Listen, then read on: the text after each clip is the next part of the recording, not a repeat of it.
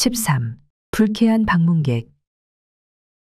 한 가지 문제만이 아직 미해결인 채로 남아 있었다. 저스틴이 런던에서 가져왔던 200만 달러의 행방이 바로 그것이었다. 그 돈을 되돌려받고 데스타브 남작을 체포하기 위해 영국 정부가 두 번째 출연한 돈은 결국 되돌려받게 됐다. 그러나 불행하게도 데스타브 남작이 죽었기 때문에 애당초 그가 도박장에 썼던 200만 달러의 행방은 찾을 길이 막혔다. 그 돈의 행방을 알고 있을 남작이 이미 죽었다. 그리고 죽은 자는 말이 없기 마련이다. 로만이 꼭 남작을 죽여야만 했던가에 대해서 의심을 갖는 사람은 아무도 없었다. 만약 그가 유능한 수사관이었다면 남작을 죽이지 않을 수도 있었을 것이다. 범인을 사살하는 것은 최악의 경우에 한해서 마지막에 사용해야 할 극단적인 방법이다. 로만이 극단적인 방법을 사용해야 할 만큼 그 상황이 최악의 경우였는가에 대해선 의무의 소지가 남아 있었다. 그리고 로만의 사격 솜씨라면 남작의 심장을 피해서 총격을 가할 수도 있었을 것이다. 그러나 로만은 단발의 현장에서 남작을 즉사시켰다. 갑작스러운 상황 전개 때문에 노련한 하그랜드 경감조차도 아직 거기까지는 생각하지 못하고 있었다. 오히려 로만의 신속한 대처와 처리에 만족을 하고 있는 모습이었다. 리차드는 역시 저스틴의 신변 안전에만 신경을 쓰느라 전후 사정을 유추해 볼 여유가 없었다. 리차드와 저스틴은 하그랜드가 본국에 돌아가 보고하기 위해 작성하는 서류 작업을 도와주고 있었다. 무엇보다 저스틴의 증언이 필요했기 때문이다. 리차드 역시 증인이 되어 주었다. 수사가 진행되는 동안 일선 수사관이 범인을 사살할 경우 자칫 심각한 문제로 비약될 수도 있었다. 사태가 원만히 해결되기 위해선 저스틴과 리차드의 증언이 꼭 필요했다. 결과적으로는 로만이 취한 행동을 옹호해주는 셈이 되고 말았다. 경찰이 작성하는 조서 및 진술 내용들에는 수사관만큼이나 경험이 풍부한 리차드가 크게 도와줄 수 있었다.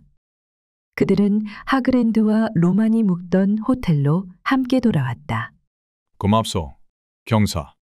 리차드는 저스틴을 무사히 구해준 데 대한 감사의 마음을 로만 경사에게 전했다.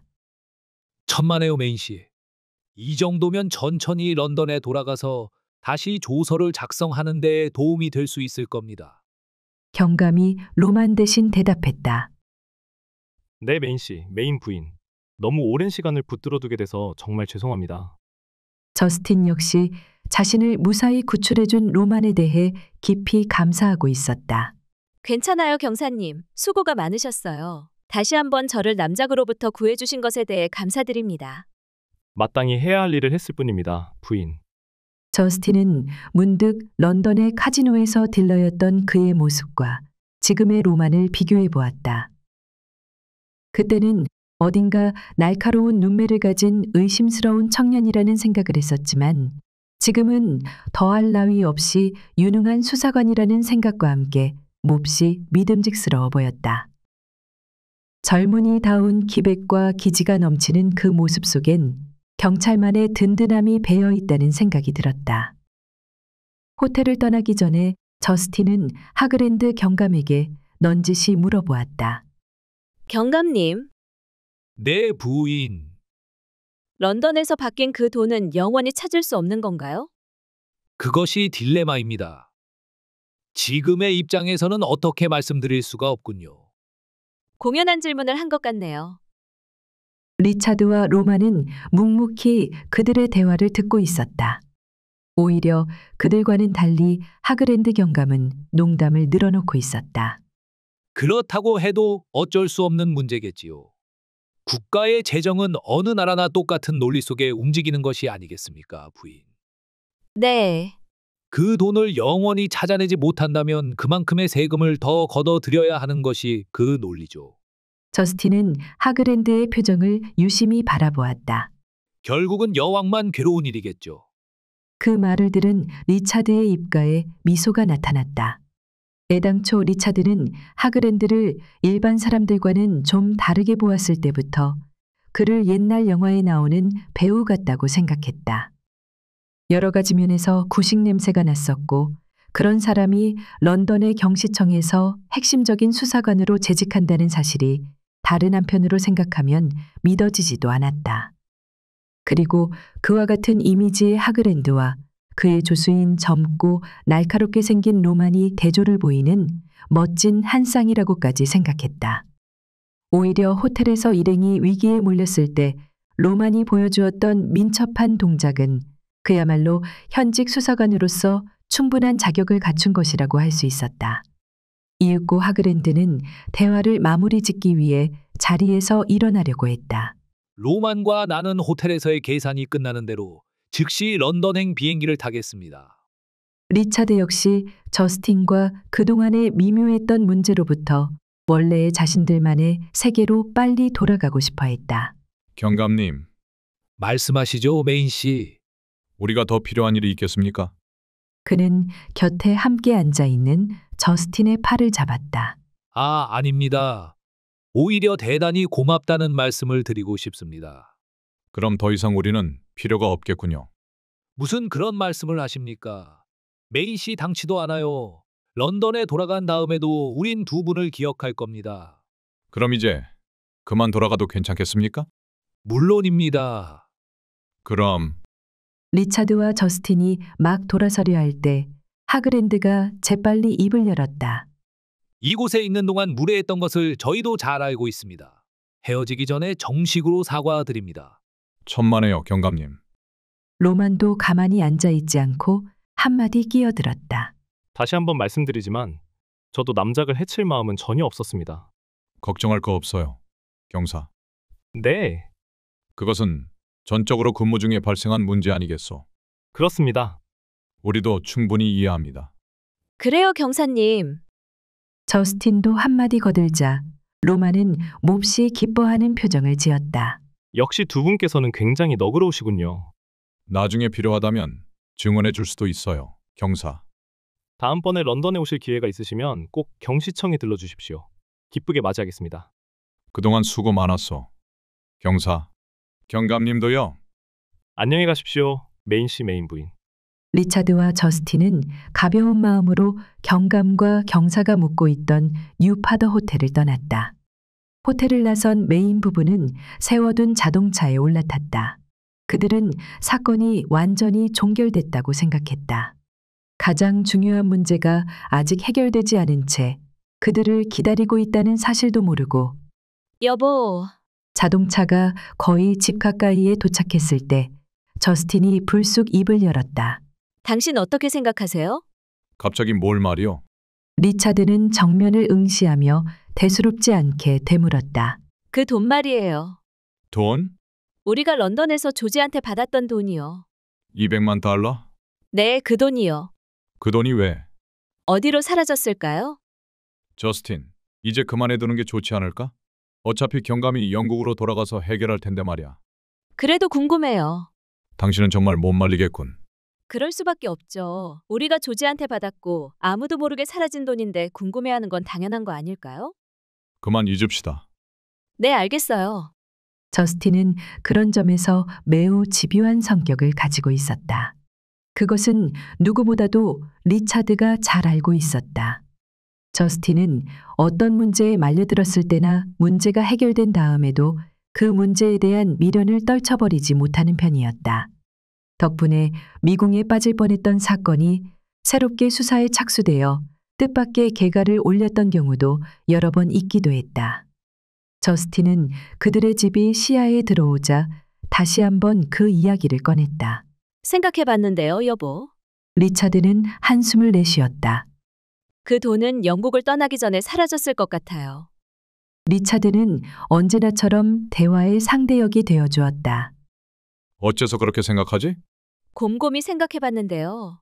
아무래도 미국까지는 돈이 들어오지 않았을 것 같은데요. 글쎄, 제 생각으로는 런던에서 바뀐 것이 분명해요. 카지노에서? 아니요. 그럼? 우리가 비행기를 탔던 히드로 공항 화물구역이 가능성이 많아요.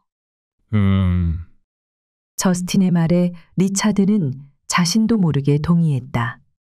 그 역시 거금이 바람같이 사라진 문제에 대해 곰곰이 생각하고 있던 참이었다. 켄싱턴 클럽의 총지배인인 조지에게 돈가방을 건네받은 다음부터 로스앤젤레스에 도착할 때까지의 상황을 샅샅이 떠올려 보았다. 가방이 바뀔 만한 기회는 어디에도 없었다.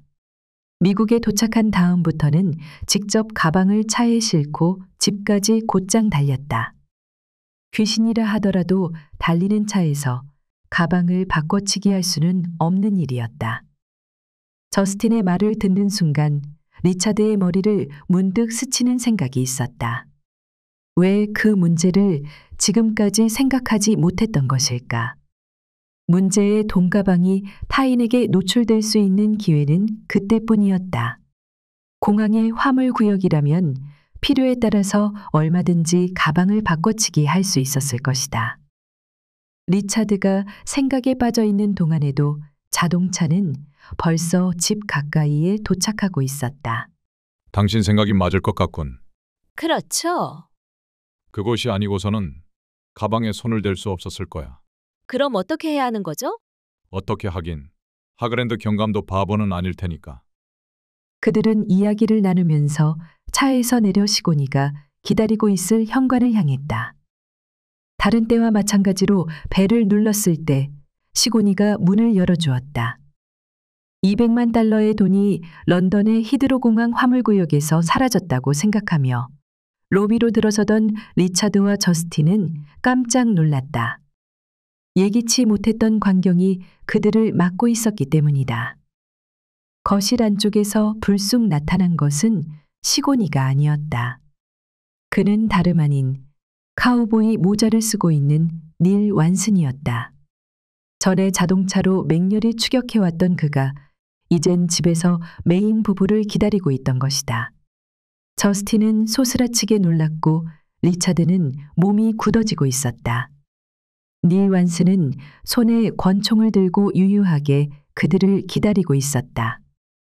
도망칠 생각은 말아요. 당신은 행운을 안겨주는 여신이니까. 닐 완슨은 저스틴을 향해 총구를 곧장 겨누었다. 뜻밖의 상황 앞에서 저스틴과 리차드는 그 자리에서 몸이 얼어버리는 것 같았다. 더욱 이해할 수 없는 광경은 안쪽에서 시고니가 천천히 나타난 것이다. 그는 전혀 겁에 질린 표정이 아니었다. 이제 오셨어요. 두 분은 이미 닐 완슨 씨를 알고 계시죠? 시고니? 리차드가 재빨리 소리쳤다. 어떻게 된 일이에요, 시고니? 저스틴은 닐 완슨의 총구와 시고니를 번갈아가며 뚫어지게 바라보았지만 도저히 그 상황을 이해할 수가 없었다. 닐 완슨이 총을 겨누고 있는데 시고니의 얼굴에서는 전혀 겁에 질린 표정을 찾을 수가 없었다. 시고니, 말 좀 해봐요. 리차드는 전과 다르게 날카로운 목소리로 물었다. 그 안에는 사실을 빨리 해명하라는 리차드의 강한 의미도 내포되어 있었다. 네, 메인 씨. 그때 닐 완슨이 시고니의 말을 가로막았다. 오해 마십시오. 메인 씨 댁의 부인께서는 행운의 여신이십니다. 그의 어처구니 없는 말에 리차드와 저스틴은 재빨리 마주보았다. 부인께서 도박장에서 돈을 따시는 것을 보았다는군요. 시고니의 설명에도 불구하고 리차드와 저스틴은 아직도 벌어지고 있는 상황을 이해하지 못하고 있었다. 그들이 어리둥절해하고 있을 때 닐 완슨의 목소리가 갑자기 부드럽게 바뀌었다. 그렇습니다, 부인. 뭐라고요? 그때부터 부인을 찾기 위해 런던에서 로스앤젤레스까지 땀이 나도록 뛰어다녔습니다. 비로소 리차드와 저스틴은 상황을 짐작했다. 닐 완슨이 누구도 해칠 뜻이 없음을 확인한 것이다. 그러자 리차드는 점점 불쾌해지기 시작했다. 이것 봐요. 당신이 누구든 상관없어. 그러나 그 총을 계속 겨누고 있을 작정이요? 이것 말입니까? 닐 완슨은 비로소 깨달은 것처럼 들고 있던 총을 들여다보더니 너무나도 어이없는 푸념을 늘어놓고 있었다. 이건 라이터일 뿐입니다. 선물로 받은 거죠. 어때요? 너무 귀엽지 않습니까? 닐 완스는 그 권총을 당겨 물고 서 있던 시가에 불을 붙였다. 리차드는 더욱 불쾌해졌다. 이 위험이 사라졌다고 판단되자마자 느끼는 안도감보다는 어처구니 없는 닐 완슨의 해프닝에 은근히 화가 치밀었다. 저스틴도 마찬가지였다. 좀처럼 남에게 화를 내거나 남을 불쾌하게 만드는 일을 원하지 않는 그녀도 이번에는 굉장히 기분이 나빴다. 하루에도 2번씩이나 권총으로 위협당한다는 것은 견디기 어려운 고문과도 같았기 때문이다. 데스타브 남작의 위협은 로만이 해결했다. 그러나 또다시 이런 일이 집에서, 그것도 그 일이 끝난 지 미처 하루가 지나기도 전에 일어난다는 것은 굉장한 정신적인 충격을 주었다. 대체 용건이 뭐요? 닐 완스는 라이터 권총을 아래로 내리며 이번에는 저스틴을 향해 간청하기 시작했다. 부인, 저스틴은 대답하지 않고 그대로 서 있었다. 시곤이 역시 그녀의 기분을 알아차리고 불안해하는 모습이었다. 이번에 나는 라스베가스에 있는 라운드 로빈 호텔로 갈 것입니다. 저스틴은 차가운 시선으로 닐 완슨을 바라볼 뿐이었다. 그곳을 저하고 함께 가주셨으면 좋겠는데요. 그만하시오. 리차드의 날카로운 목소리에 놀란 것은 닐 완슨보다 시곤이었다. 지금까지 리차드가 집에서 이렇게 큰 소리를 낸 적이 한 번도 없었기 때문이다. 닐 완슨은 비굴할 정도로 단념하지 않고 계속 이야기를 끌어나갔다. 메인 씨, 다른 뜻으로 드리는 말씀은 절대로 아닙니다. 정말입니다. 믿어주세요. 그럼요. 믿어주셔야죠. 리차드의 얼굴에 차가운 당혹스러움과 경멸이 점점 피어나고 있었다. 메인 씨께서도 함께 가주신다면 더욱 영광이겠습니다. 사실 제가 부탁드리고 싶은 것은 룰렛 게임에서 번호만 결정해 주시면 된다는 것입니다. 지켜보는 세 사람의 얼굴에 똑같이 조소의 빛이 나타났다. 리차드는 화를 낼 가치조차 없다고 판단했다. 쉽게 말하면 이렇습니다. 동업을 하자 이것이죠. 50대 50 어떻습니까? 듣다 못한 저스틴이 철부지 아이를 부르듯이 닐 완슨을 불렀다. 닐 완슨 씨. 네, 부인. 내가 행운의 여신이라면 무엇 때문에 당신과 동업을 해야 하는 건가요? 휴. 닐 완슨은 한숨까지 내쉬어가며 말을 덧붙였다. 그런 말씀을 하실 줄 알고 있었습죠. 그렇죠, 부인. 그러나 저를 믿어주시고. 문 쪽에서 리차드의 목소리가 들렸다. 완슨 씨, 네. 그가 돌아보았을 때 리차드는 이미 현관문을 열어놓고 있었다. 잘 가시오. 리차드의 엄한 표정에 닐 완슨은 비실대듯 문을 향해 걸어나가며 볼멘 소리를 냈다. 이거 이러는 것 아닙니다. 이렇게 저를 박대하시면 안 됩니다. 크게 힘이 들거나 돈이 드는 일도 아니지 않습니까? 단지 번호만 불러주시면 거액의 금액이 한꺼번에 수중에 들어올 수 있는 절호의 기회가 될 수 있는데요. 지금 아주 후회할 일을 하고 계신 겁니다. 내가 할 소리요. 닐 완슨은 이미 문턱을 넘어서고 있었고 계속해서 몸을 비틀거렸다. 그는 쫓겨나가고 있었다. 어차피 스스로 자초한 문제였으므로 그렇게 쫓겨나가는 것이 당연했다. 밖으로 나가던 그가 갑자기 등을 돌렸다. 시곤이 그는 시곤이에게 알 수 없는 말을 짓거렸다. 다음 주에 내바다로 오시겠어요? 사정이 허락되면요. 시곤이의 대답의 메인 부분은 다시 한번 어리둥절해졌다. 이 순간 그들은 마치 광대들의 연극을 보고 있는 기분이었다. 리차드와 저스틴은 이때처럼 시곤이에 대해 의아해하거나 거리감을 느껴본 적은 없었다. 14. 또 다른 비밀. 내바다? 리차드는 무슨 소리를 하고 있느냐는 표정으로 시곤이를 바라보았다. 그렇지 않아도 닐 완슨 때문에 리차드는 기분이 좋지 않았다. 그러나 무엇보다도 시곤이가 그와 어떻게 알고 지내는 사이인지 그것이 궁금했다. 시곤이가 닐 완슨을 잘 알고 있는 것만은 분명했다. 하필이면 왜 그런 자와 알고 지내는 것인지 리차드로서는 그것이 불만이었다. 평소 시곤이에게 각양각색의 친구들이 많다는 사실은 리차드와 저스틴도 이미 알고 있었다. 친구 가운데는 여자도 여러 명이나 있었다.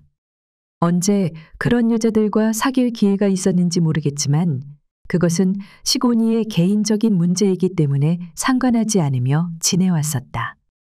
그러나 닐 완슨과 시곤이가 주고받은 말투로 보아 보통 사이의 친구가 아님은 단번에 알 수 있었다. 그래서 더욱 궁금했다. 어떤 인연으로 시곤이가 닐 완슨 같은 건달을 알게 되었는지 리차드로서는 이해할 수가 없었다. 솔직히 기분이 불쾌할 뿐이었다. 지금껏 한 식구나 다름없이 함께 살아오는 동안 이번처럼 시곤이에게 실망했던 적은 없었다. 네바다. 시곤이는 어떤 뚜렷한 답변을 하지 못했다. 리차드는 알 수 없다는 표정으로 그를 유심히 바라보았다. 참아바다.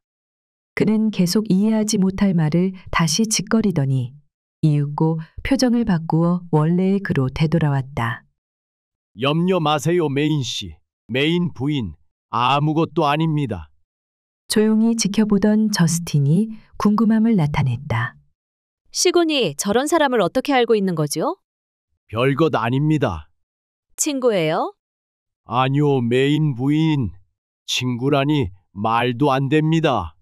그럼 어떻게 우리 집에 들어와 있었죠? 그건 그러니까 시곤이는 계속 시원스럽게 털어놓지 못했다. 말해봐요. 시곤이. 일이 어떻게 이렇게까지 된 건지. 리차드도 전에 없이 시곤이를 은근히 추궁하고 있었다. 대인관계에서는 때에 따라 불쾌한 여운을 남기는 경우가 가끔씩 있기 마련이다. 닐 완슨과 같은 경우가 바로 그것이었다. 그런 건달 같은 사내가 시곤이의 허락을 받고 집에 들어와 앉아 있었다는 사실이 몹시 불쾌할 뿐이었다. 나중에 말씀드리고 싶습니다. 메인 씨. 그렇게 해도 괜찮겠지요? 리차드는 저스틴을 바라보았다. 물론 안 될 리는 없었다. 시곤이의 부탁이라면 어느 것 한 가지 거절하고 싶지 않은 것이 메인 부부의 진심이었다. 그동안 함께 살아오면서 시곤이가 메인 부부를 위해 기울인 노력은 어떤 것으로도 보상하기 어려울 정도로 지극했었다. 그런 그가 이렇게까지 말하는 데는 말 못할 까닭이 있을 것이다. 웃기는 사람이에요, 시곤이. 그렇지 않아요? 저스틴이 갑자기 그렇게 화제를 바꾼 의도를 리차드는 재빨리 알아차렸다.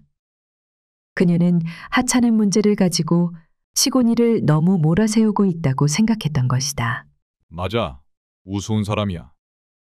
리차드도 저스틴의 말에 동의하며 짐짓 싱겁다는 표정을 지어 보였다. 시곤이는 그들의 마음을 누구보다 잘 이해했다. 데스타브 남작이 로만에 의해 사살되어 한 가지 문제는 이미 해결되었다.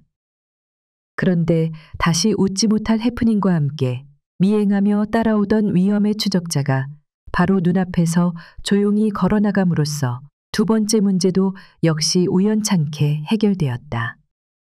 그러나 200만 달러의 행방은 아직도 해결되지 않은 채 미완의 문제로 남아있다. 런던의 히드로공항 화물구역에서 누군가에 의해 장난감 지폐로 바뀐 채 감쪽같이 증발된 돈가방만이 모든 사람들의 의문 속에서 여전히 해결되지 않은 채 점점 미궁 속으로 빠져들고 있었다. 시곤이와 닐 완슨의 미심쩍은 관계 때문에 잠시 썰렁했던 분위기가 가라앉을 즈음 탁자 위에 있는 전화벨이 갑자기 요란스럽게 울렸다. 내가 받겠어요. 시곤이. 마침 리차드가 가장 가까운 곳에 있었다. 여보세요? 전화를 걸어온 것은 로스앤젤레스 경찰국 수사과였다. 여긴 경찰국 수사과입니다. 메인 씨 되시죠? 혹시 그곳에 런던 경시청의 하그랜드 경감 계십니까? 아니요. 안 계시는데요. 그럼 혹시 어디에 있는지 알고 계십니까? 지금쯤 영국으로 떠난 것으로 알고 있습니다. 아직 안 떠나셨습니다. 그렇다면 호텔로 연락해 보시면 될 텐데. 연결이 잘 안 되는군요. 그래요? 다시 해보겠습니다. 감사합니다. 수고하십시오. 시고니는 밖으로 나갔고 저스틴은 곁에서 통화를 지켜보고 있었다. 그녀는 시고니와 닐 완슨과의 문제는 이미 잊어버린 모습이었다. 시고니에 대한 애정을 더 많이 가지고 있는 것은 리차드보다 오히려 그녀였다. 어디서 왔어요? 전화? 경찰 아니에요? 맞았어. 그런데 리차드는 갑자기 말끝을 흐렸다. 어떤 뜻밖의 생각이 뇌리를 스쳤기 때문이다. 왜 그러세요? 잠깐. 생각나는 게 있어. 잠깐 기다려. 먼저 경찰에 전화로 알아봐야겠어. 리차드는 저스틴이 채 묻기도 전에 이미 경찰국에 전화를 걸고 있었다. 저스틴은 평소처럼 조용히 입을 다물고 상황이 전개되는 것을 기다렸다. 당장 궁금하긴 했어도 곧 리차드가 자세한 설명을 해주리라는 것을 알고 있기 때문이다. 여보세요? 말씀하세요. 경찰국입니다. 수사과 부탁합니다. 어떤 분을 찾으시죠? 경찰국의 교환 아가씨는 매우 상냥하고 낭랑한 목소리를 가진 여자였다. 리차드는 평소 알고 지내던 수사과의 레이첼 반장을 생각해냈다. 레이첼 반장 부탁합니다. 기다려주세요. 기다리는 사이에 리차드는 그의 생각을 저스틴에게 재빨리 전해주었다. 방금 생각났는데 매우 중요한 문제인 것 같아. 뭔데요? 그때 마침 레이첼 반장이 전화를 받았기 때문에 리차드는 저스틴에게 손짓을 보냈다. 여보세요. 레이첼 반장이십니까? 그렇습니다만. 리차드 메인입니다. 아, 메인 씨. 안녕하십니까? 무슨 일이십니까? 지난번 자택에 괴한이 침입했다고 신고가 들어왔을 때 혹시 미흡한 점은 없었는지 모르겠군요.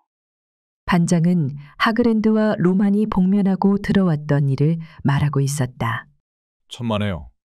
반장님이 즉시 출동해 주셔서 무사히 해결했어요. 그건 그렇고 한 가지 궁금한 것이 있어요. 뭡니까? 이번에 런던 경시청의 하그랜드 경감과 로만 경사가 로스앤젤레스에 와서 해결한 문제 말입니다. 어떤 문제인지 혹시 제가 알아도 되겠습니까, 반장님? 그거야 어렵지 않죠. 메인 씨에게 말씀드리지 못할 사건은 없습니다.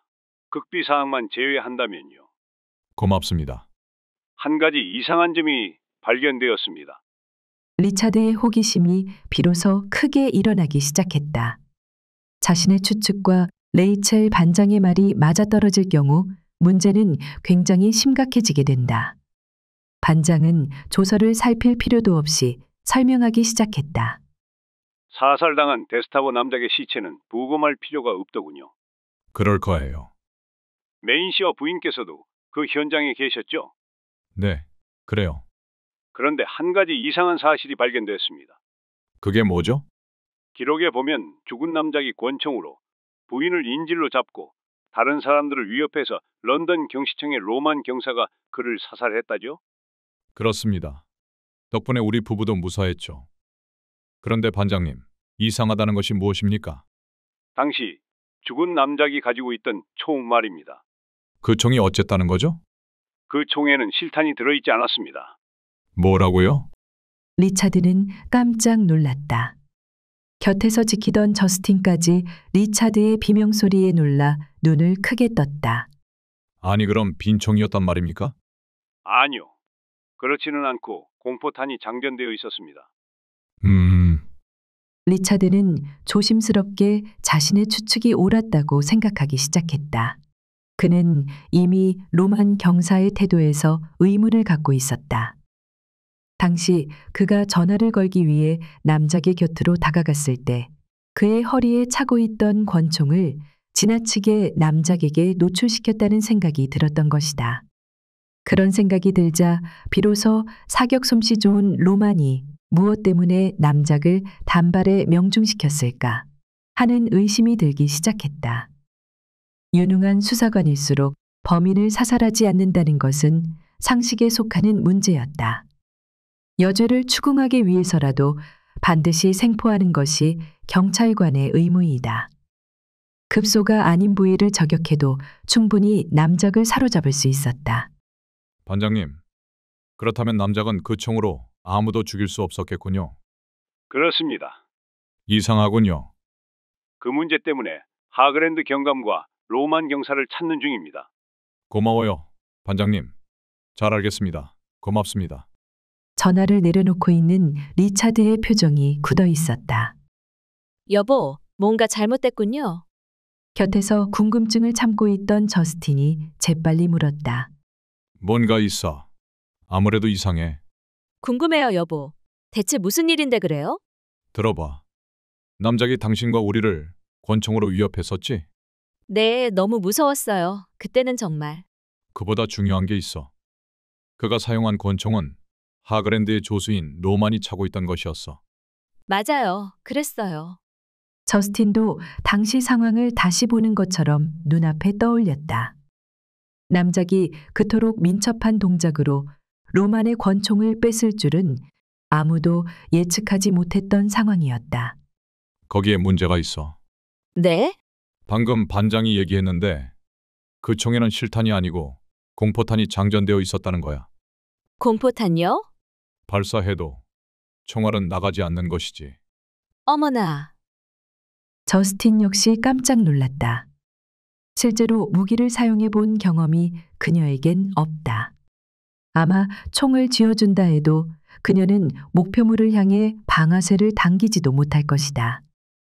하물며 사람이 목표물이라면 상상도 못할 일이다. 다만 상식으로만 알고 있을 뿐이었다. 리차드와 함께 살면서 온갖 사건들과 맞닥뜨리는 가운데 그 정도의 상식은 이미 터득하고 있는 그녀였다.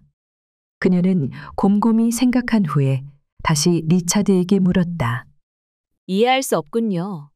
나도 같은 생각이야. 남작은 그 사실을 모르고 있었을까요? 저스틴은 리차드와 또 다른 각도에서 그 문제를 생각해 보았다. 어떻게 보면 리차드보다 한 단계 앞선 추리일 수도 있었다. 그녀는 다시 자신의 느낌과 생각을 리차드에게 설명했다. 남작은 무엇 때문에 공포탄이 장전된 총으로 위협하며 도망치려는 생각을 했을까요? 그것이라면 리차드도 이미 생각해 본 후였다. 남작은 아마도 그 사실을 모르고 있었을 것이다. 남작도 몰랐겠지. 그건 남작의 권총이 아니었으니까. 안 그래? 그래요. 그런데 로마는 왜 권총에 공포탄을? 리차드는 자신의 생각을 저스틴에게 얘기했다. 남작이 로만의 권총을 뺏은 것은 그가 동작이 빠르기 때문만은 아니었어. 그러면 고의적이라고 할 수 있을 것 같아.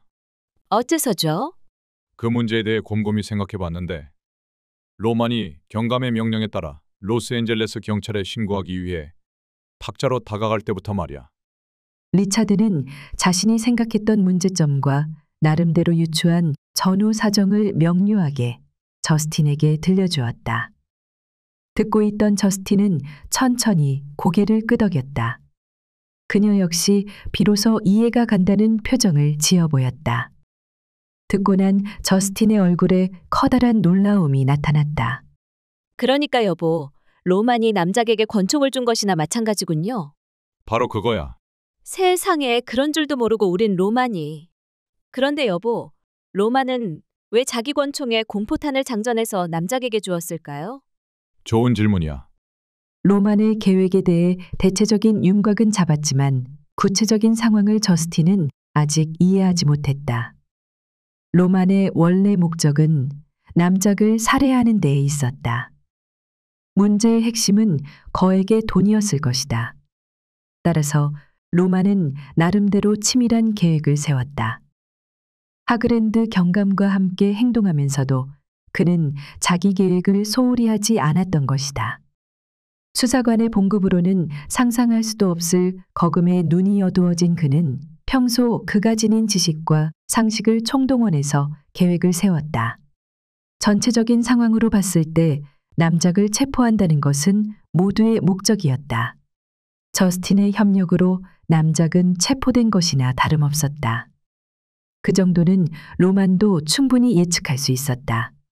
하지만 남작이 체포되고 그가 가졌던 200만 달러가 경감의 손에 넘겨진다면 모든 계획은 숲으로 돌아간다는 것까지 로만은 예측해야만 했다. 로만은 비장한 각오를 할 수밖에 없었다. 남들이 보기에 그가 남작에게 순간적인 방심으로 권총을 빼앗긴 것처럼 보이지만 민첩한 솜씨로 남작을 제거한 후 돈을 되찾게 된다는 것은 그의 계획된 시나리오였다. 그리고 그의 계획이 성공하기 위해서는 또 다른 안전 조치가 필요했다. 그것은 만이 하나 남작이 로만 자신보다 먼저 권총을 쏘는 상황이 생길지도 모를 일이었다. 결국 자신이 넘겨준 자신의 총에 살해될 수도 있다는 것이 문제였다.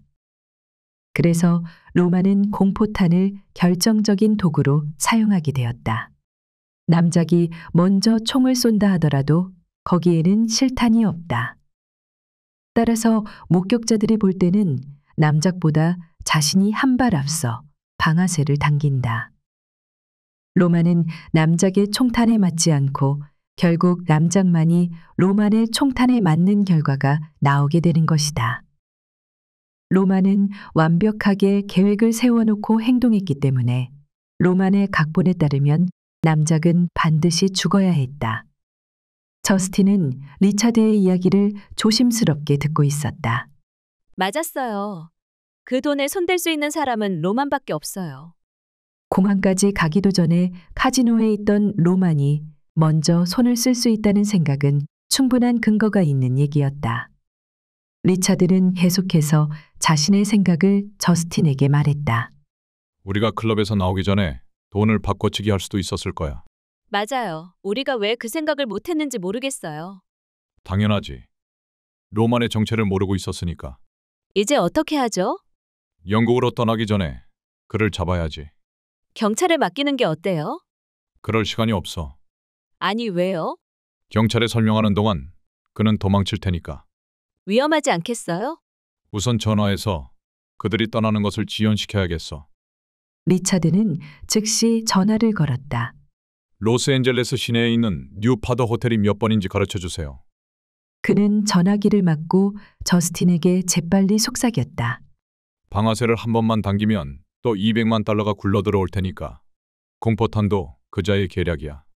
그때 교환이 뉴파더 호텔의 전화번호를 알려왔다. 네, 고맙습니다. 모든 사실은 분명해졌다.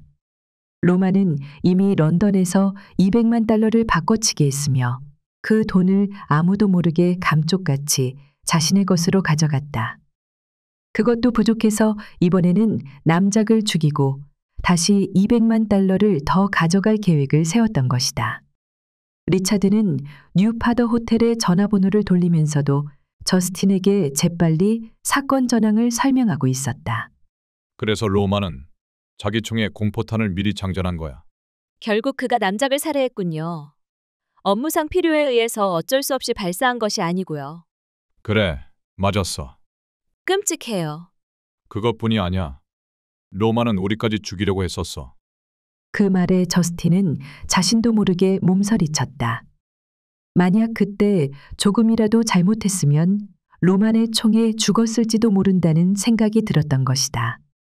임무를 핑계 삼아 방해되는 사람들을 모두 죽여서라도 돈을 갈취하려 했던 로만의 정체는 비로소 완전히 드러나고 말았다.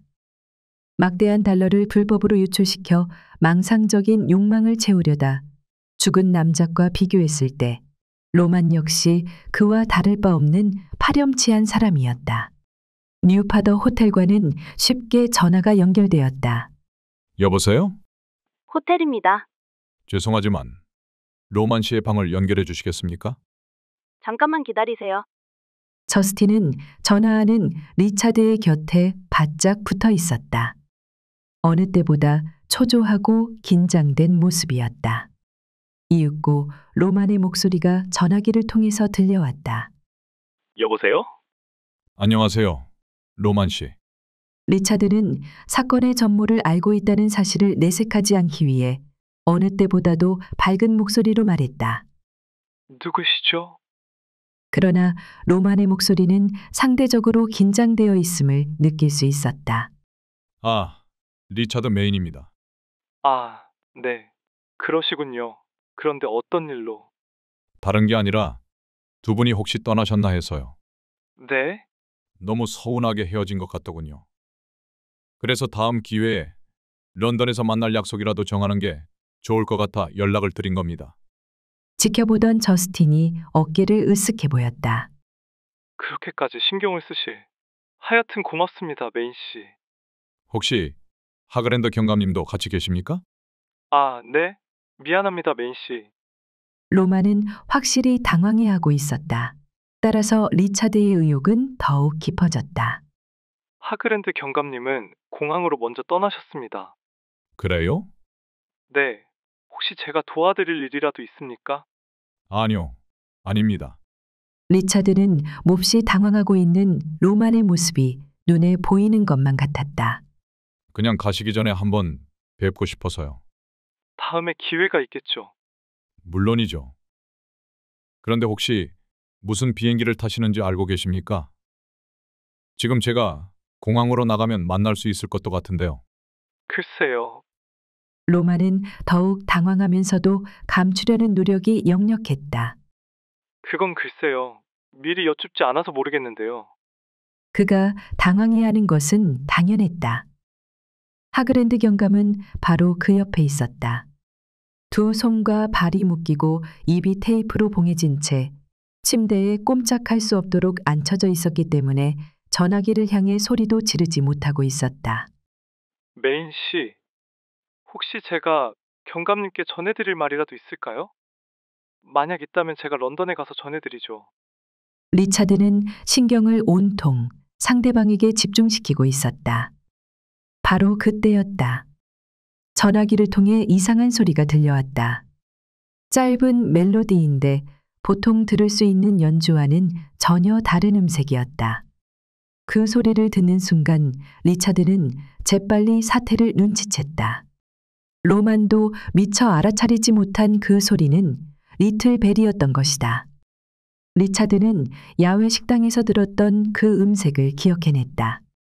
경감을 묶어놓고 떠날 준비를 끝낸 로만은 리차드가 눈치챈 사실을 꿈에도 모르고 있는 것이 분명하므로 리차드는 빨리 전화를 끊어야 된다고 판단했다. 아니, 좋아요. 별로 중요한 일도 아닙니다.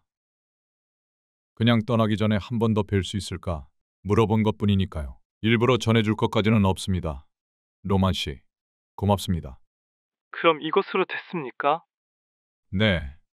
그럼 짐짓 여유 있게 전화를 끊은 후 리차드는 갑자기 서두르기 시작했다. 사태가 어떤 방향으로 전개되고 있는지를 이미 간파했기 때문이다. 한시가 급했다. 이미 경감을 죽였을 수도 있고 필요한 경우라면 리차드와 저스틴도 죽일 수 있을 로만이었다. 여보, 빨리 갑시다. 네? 가면서 얘기하지. 좌우간 어서 갑시다. 그 호텔로 말인가요? 리차드는 이미 양복을 입으면서 저스틴을 재촉하며 문 쪽으로 급히 걸어가고 있었다. 저스틴도 이미 사태가 심상치 않음을 느끼면서 그의 뒤를 빠르게 따랐다. 경찰의 지원을 부탁할 겨를이 없었다. 빨리 가지 않으면 또 다른 사람의 목숨을 잃게 될지도 모를 일이었다.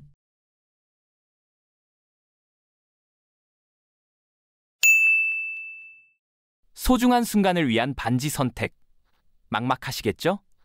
예쁜 디자인이 중요할 수 있지만 편안함이 더 중요합니다. 이 내용을 알고 싶다면 오른쪽 상단의 동영상을 시청하세요.